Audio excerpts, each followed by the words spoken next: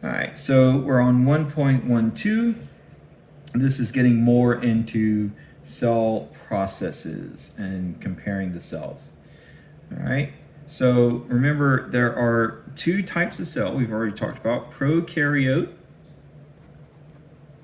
and eukaryote.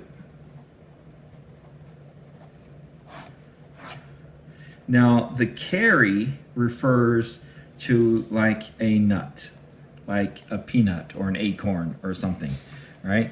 And the pro means before, I believe, and the U means beyond.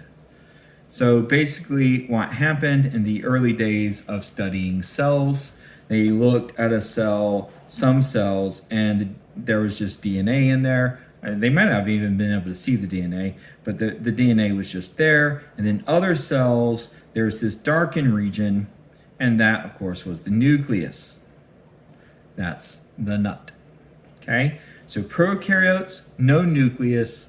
Eukaryote, nucleus.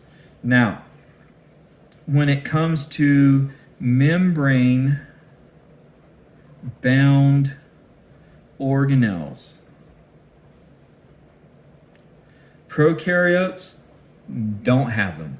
Eukaryotes do. Now, they both have, there is one organelle called the ribosome. For those of you playing at home, what does the ribosome do? Very good. It makes proteins.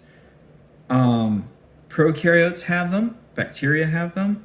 So do eukaryotes, like cats and dogs and humans. Okay?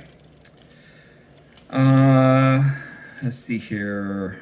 And that's pretty much it. If we talked about something like the mitochondria, okay, eukaryotes, yes, because that is a membrane-bound organelle. Prokaryotes, no, don't have them, okay? So if you looked at a cell, and you might even see something like this, because some prokaryotes can have a cell wall, okay? And you saw lots of little dots inside, and maybe you saw some squiggly stuff. Okay, that squiggly stuff is the DNA. Okay, these dots might be vacuoles, but they're probably ribosomes. And then you might see another cell that looks like this. You got squiggly stuff inside a membrane. Okay, it's a membrane around the DNA, so that's the nucleus. And then you see a mitochondria, okay, and you might see some little vacuoles or some little ribosomes. You might also see the Golgi apparatus. You might see the endoplasmic reticulum. So that's a eukaryote because it has membrane-bound organelles. Okay. All right. So there's a group of organisms called protists. And these are basically organisms that we don't know how to classify them. I mean, we kind of know, but they're kind of like animals, and they're kind of like plants, and they're kind of like other things, and it's weird. For example, there's one called a paramecium that kind of looks like this, has an oral groove. It doesn't have a mouth, but it has a place where food can go in.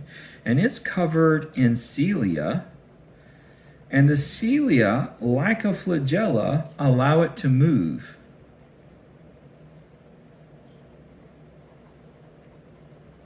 Okay, and it has a nucleus with the DNA inside, so it's not a bacteria, and it can move like an animal.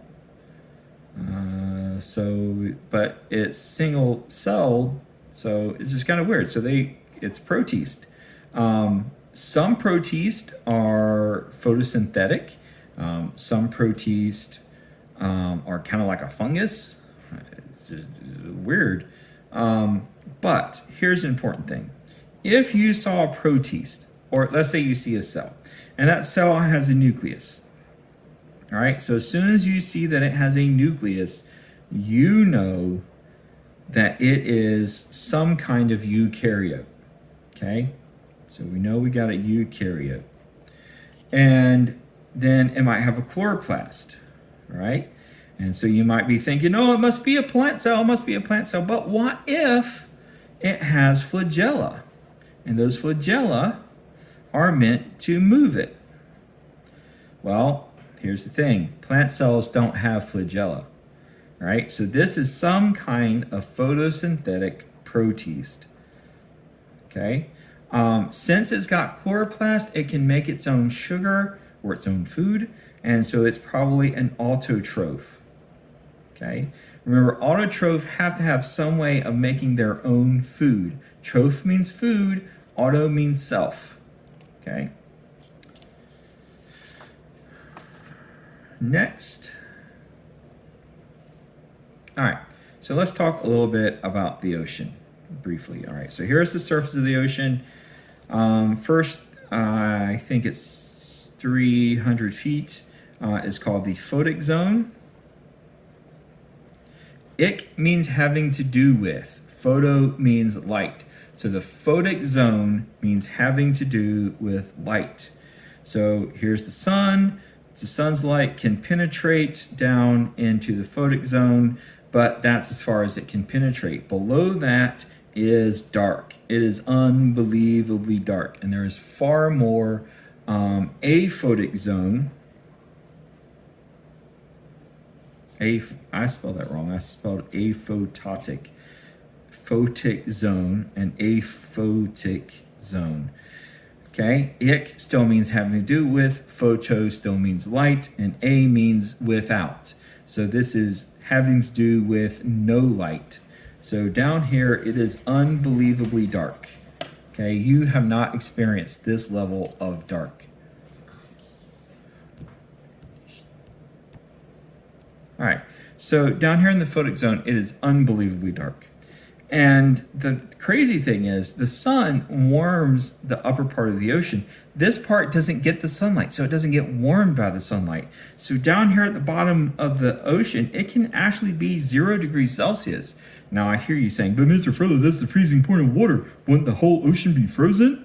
Well, you would think, but two things are stopping this water from freezing. One is the salinity, and the second is pressure. Some parts of the ocean are like 7 miles deep. So you got 7 miles of water pressing down on you. Think about that next time you pick up a jug of milk. Imagine 7 miles of jugs of milk sitting on top of your head. Okay, that would be a lot of weight, a lot of pressure. So that the salinity and the pressure keep the water from freezing. Now, other places in the ocean, there are what we call hydrothermal vents. And so there's water down here, and the water gets heated by a magma chamber. And as it heats, the water bubbles up through it, and it comes out as black smoke. Now it's black because of the minerals in it. And those minerals get taken in by bacteria. There's no light down here, so there's 0 photosynthesis. There's none, okay? And so for a long, long time, scientists thought the bottom of the ocean was completely barren. There would be no life down there whatsoever. Well, then they discovered these hydrothermal vents. And hydrothermal vent. Hydro for water, thermal for hot. Okay? So this hot water is coming out, and remember, hot water dissolves more stuff. And so the bacteria take the minerals and they use those minerals to make ATP. So instead of using light to make sugar, okay, they're using chemicals. So instead of photosynthesis, making from light, this is chemosynthesis. Okay, chemosynthesis, making from light. Now, a quick food chain here. We have the bacteria, and then we're probably going to have maybe a tube worm, okay, that comes out, and it kind of looks like a tulip almost, but it filter feeds, okay, and it it feeds on the bacteria. And maybe there's a crab that eats things, okay? And there's no light down here, but this whole food chain exists, this whole little ecosystem, because of the bacteria using the minerals from the hydrothermal vent. Also, the hydrothermal vent, this stuff might be 800 degrees so Fahrenheit, and so it warms this area up and allows life to happen. So hydrothermal vents are important, and modern day science has us thinking, the evidence is leaning towards quite possibly life didn't originate in a puddle. It didn't originate at the surface of the water where photosynthesis could happen. The very first molecules may well have happened at a hydrothermal vent. Okay? Now, remember these tube worms? So they build like tubes that they live in, and then they come out to filter feed. They're going to be multicellular, and they're going to be eukaryotes.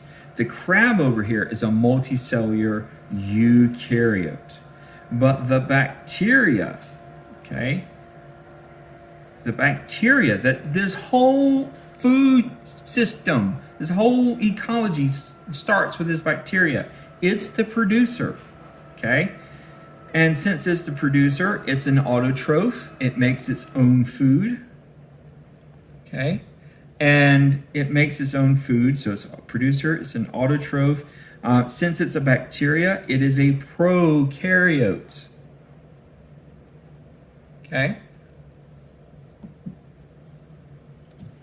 That might be a little hard to see. All right, there we go. I don't have the best setup for doing this, but I make do. All right. So if, someone's like, hey, a scientist found a multicellular organism at the bottom of the ocean, you would probably think it would be a heterotroph, like the crab or the tube worm. If, on the other hand, they're like, ooh, scientists found a new prokaryotic organism. Well, prokaryotic is probably going to be single cellular, and it's going to be most likely a bacteria. Okay. Moving on. We got a couple more here. Whoops. All right. So remember, in a bacteria, the DNA is going to be in a circle. All right, it's still a double helix, but it's going to be in a circle. So this is a bacteria. In a eukaryotic cell, okay, then you're going to have a nucleus. You're going to have a nuclear membrane.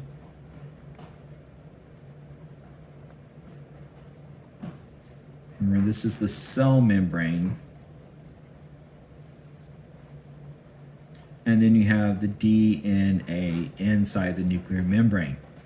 All right, so this is a eukaryotic cell.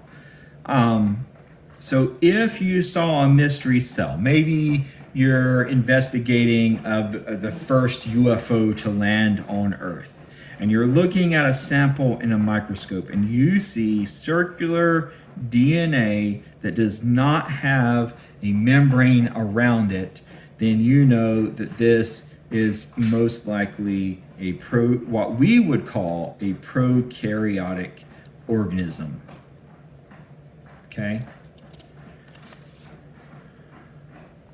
I'm going to go back a couple pages here. All right. So, do prokaryotes have a nucleus? No. All right, so I'll even put that here. Nucleus. All right, no and yes. Okay. Eukaryotic organisms have organelles. They have membrane-bound organelles, and they have organelles like ribosomes that do not have a membrane around them. Okay. Prokaryotic organisms do have organelles. The ribosome is an organelle. It is not a membrane-bound organelle, but it is an organelle. So if we were to add on here organelle, yes, yes. The difference is the membrane-bound organelle. Okay? All right. So that ends 1.12, and next will be 1.13.